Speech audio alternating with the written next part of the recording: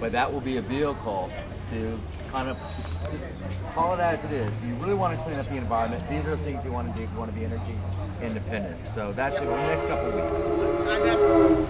And it was funny because the people that kind of developed the strategy with the Obama supporters and that and just said, let's give a science-based issue that where people can sort of say, because right now it's either you vote for this bill or you're against the environment. You're against it. There's no alternative, and they don't allow it. You know, you can imagine if you had an item and you weren't allowed to do an amendment, you weren't allowed to, they shut it down. Not only can't you read, but you can't even do an amendment.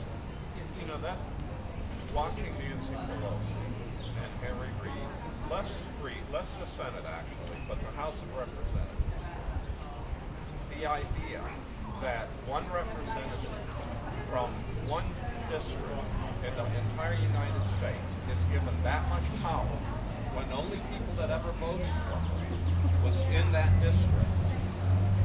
Organizationally, it is a non-functioning organization, the House of Representatives. No one should have that much power to be able to shut off debate and do the kind of things that she does. And I'm sure the committee chairman, I'm not that familiar, you don't seem to be here, but that to me is ridiculous. Well, I'll tell you, the chairwoman of the Rules Committee is a cousin of mine. Okay, there's 5 of us. He's related to Daniel Boone, and I'm the only Republican in the group. I keep reminding them, yeah, they went with the family that supported slavery.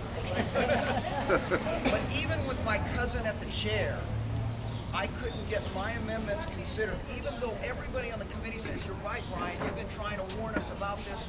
You've been, and I had Democrats saying, you're the one guy we can depend on the facts on environmental issues.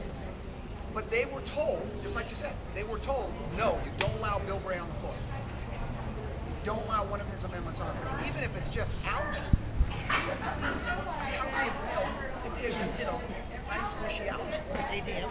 And let me tell you about, those of you who don't know, our scientists at Scripps used genetically altered algae and was able to develop not alcohol, which has a real short carbon chain,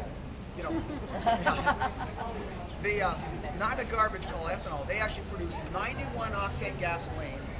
They produce diesel and they produce jet coke. In fact, last month, a jet airplane flew. The starboard engine had 50% jet algae fuel in it. The port had 100% fossil fuel. The starboard engine with the algae fuel produces more energy than the